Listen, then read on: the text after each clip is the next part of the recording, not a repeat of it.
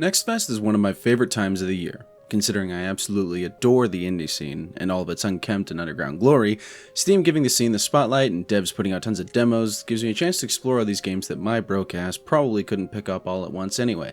And it really took me a while to get this video done. Life has just been hectic between dental surgery and among other things. And so I do apologize for Next Fest having occurred 2 weeks ago already, and some of these having come out since then. Anyway, hope you enjoy regardless. So, figured I'd cover some of the ones that I liked a fair bit. Some of these are definitely more known than others, but hopefully you discover at least a couple that pique your interest too. Starting with Dual Corp. Dual Corp is an MMORPG light, I guess you could say.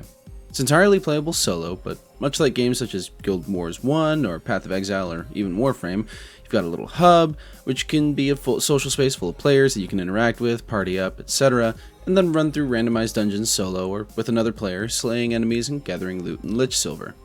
You then take that loot and lich silver, level up, buy talents, buy and sell items and gear, and repeat.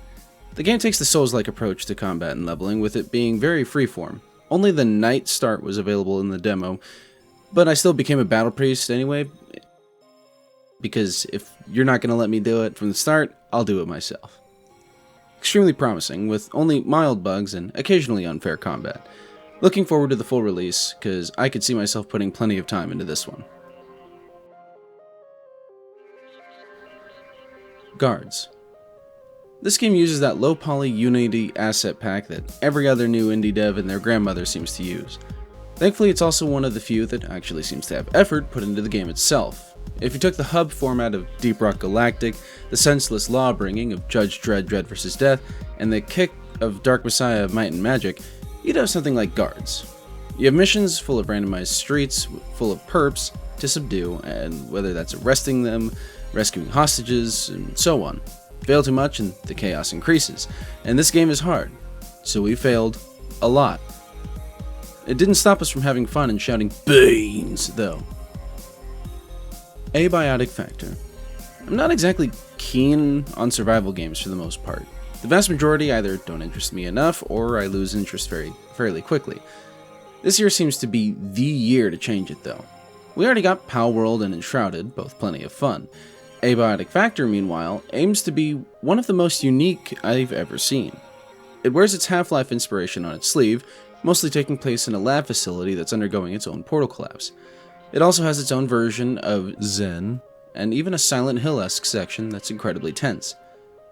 Top all of this off with a unique brainstorming and crafting system, and a skill system much like that seen in Project Zomboid, as well as an actual story with a set of objectives to complete, and you're looking at one of the most promising and different survival games I've ever seen. Oh, it also has a minigame for shitting, by the way. Vellum. Vellum is a very artistic little action roguelite, and to those very few of you who saw my typewriter review, you'll know that I'm a bit of a geek about typography and such, so if the art style didn't win me over, then the typographical and etymological puns certainly did. The gameplay itself is simple, playing as a scribe and setting out to blot out the bad guys. Getting builds going is also pretty easy, being rewarded primarily for completing stages and occasionally finding little bonuses.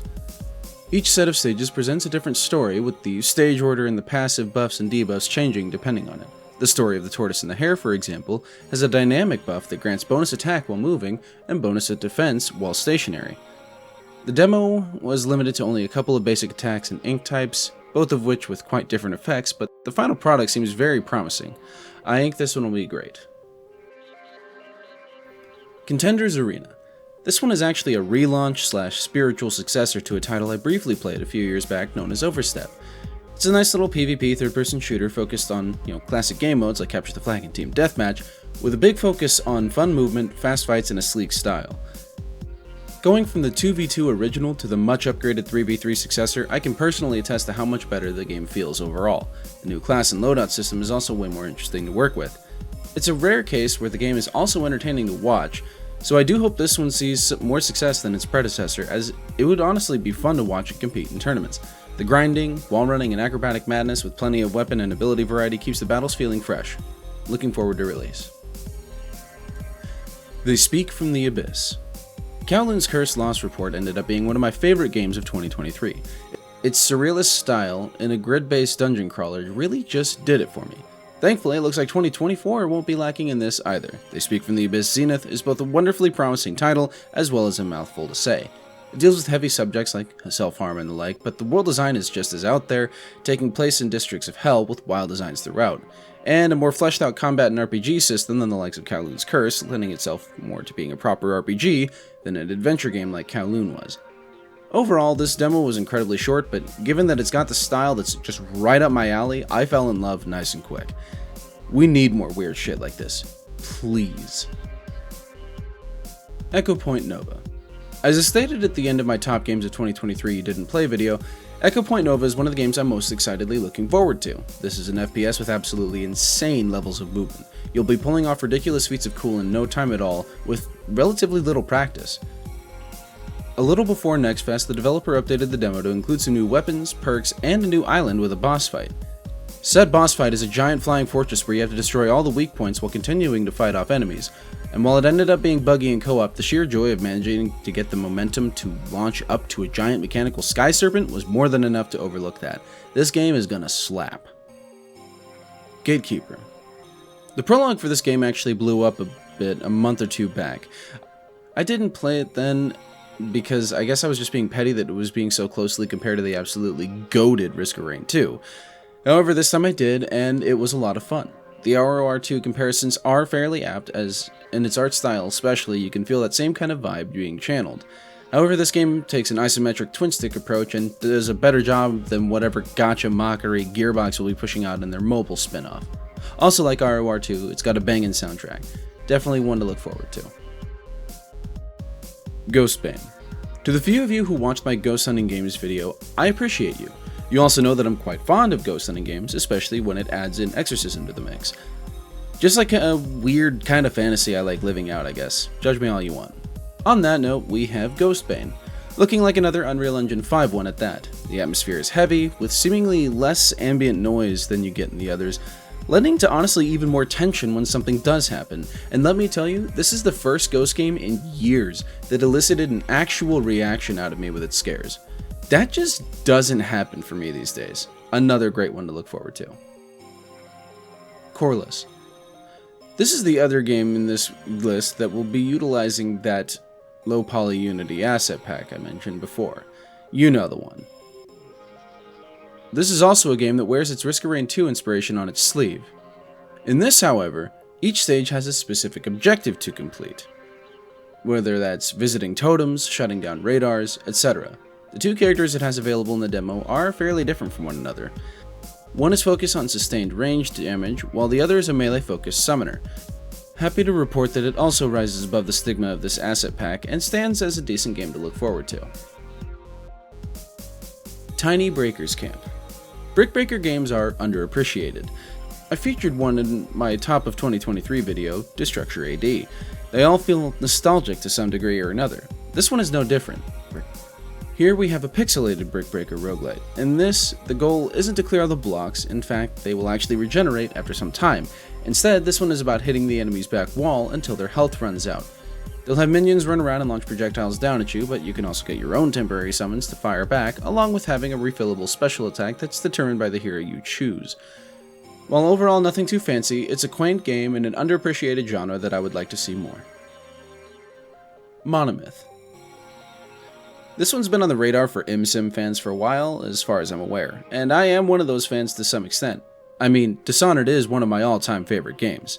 On that note, Monomyth. This one definitely allows for some solid RPG depth, with a fair number of skills to put points into. And it's absolutely, definitively an immersive sim, however, as within the first 20 minutes, I'd already solved a few problems and found a couple of secrets by merely stacking boxes however I saw fit. No sign of 0451 yet, though. The combat is serviceable, but does give you a kick. Not Dark Messiah Might and Magic powerful, but definitely still a useful tool. The stealth is also solid, and almost necessary in some caves, that is unless you want to slip up and get chased by fish people until you have to have some survivors take care of them for you. Oh, and I love blunt weapons, and the first one I ended up finding was a rolling pin. Amazing. Nights Within. Aside from the weird, hellish, dreamlike worlds of Kowloon's Curse and They Speak from the Abyss, as well as urban fantasy like Supernatural and the World of Darkness stuff, I'd say that neo-medieval, where you get technology with knights and such, is always cool as hell. Games like I Divine Cybermancy or like Knights Within. Take an open map setting with shifting objectives similar to games like Shatterline and Helldivers, and throw in knights with swords and guns and fighting off undead armies, and you've got Knights Within.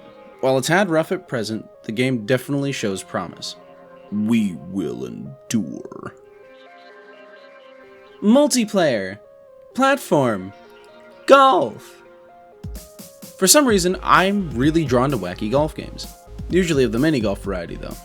This one, however, had such great presentation that I just had to check it out, and I'm quite glad I did too. It has a very Wii-esque feel to the whole game, which just oozes charm. Nothing feels like it doesn't belong at all. In this game, everyone is going at their own pace, freely able to progress through the course actively, or actively sabotage other players' shots. The course design itself is also out there without feeling out of place, requiring some level of skill and problem solving in order to get in that hole. Scattered throughout, however, is where the platforming part comes in. While nothing too difficult, the platforming can be a deciding factor in the speed department.